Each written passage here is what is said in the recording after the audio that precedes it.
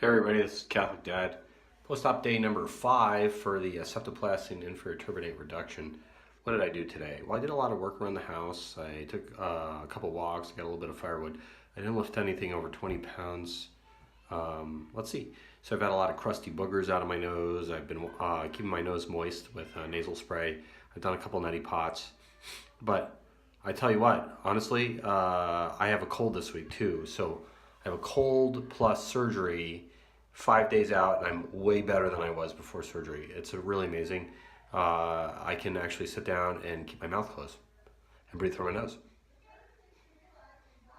That's amazing. I've never felt this before, and it feels almost euphoric to me. And when I go to sleep, I actually can relax, and I don't have to sit there and wonder how am I going to breathe.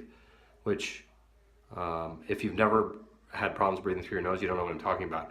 But it really is an amazing feeling. And I used to, this past year, could have been worrying about whether I'm going to sleep all night and whether I'm going to wake up at 2 a.m. or 1 a.m. or 12 and then have to go to work for 16 hours the next day. And I don't have to worry about that right now. We'll see what happens after the swelling and all the nasal congestion goes down.